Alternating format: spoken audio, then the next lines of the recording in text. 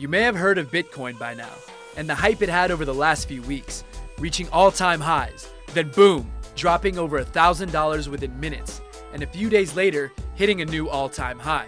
7 years ago, 10,000 Bitcoins were used to buy 2 pizzas. Now, one is worth over $10,000. But what is Bitcoin really? Basically, it's a new form of currency known as cryptocurrency, or crypto for short. It's not like everyday paper money that we're used to, but a form of digital currency invented by a mysterious person known as Satoshi Nakamoto. The goal was to create a peer-to-peer system for online payments. P2P means that it's decentralized and works independent of any financial institution. Think of it like this. When you go into a coffee shop to buy a latte with your bank card, you don't actually give any money to the cafe owner. The bank does.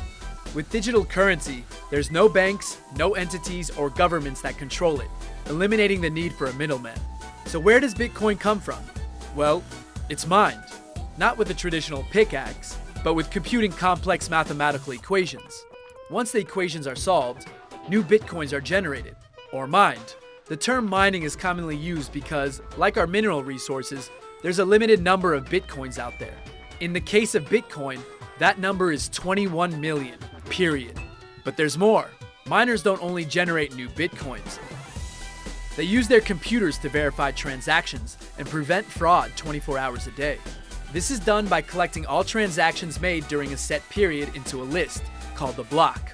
It's the miner's job to confirm those transactions and write them into a general ledger, which kind of resembles a huge, giant, universally accessible spreadsheet.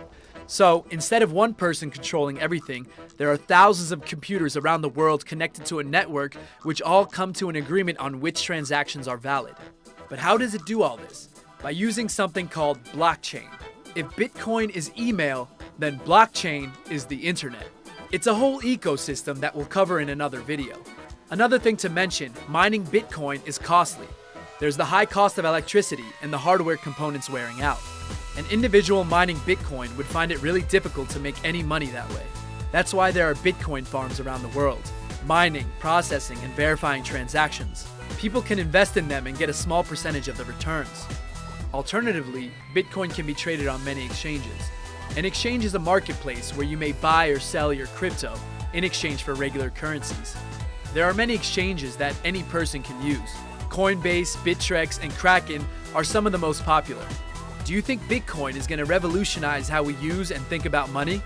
Or is it just hype?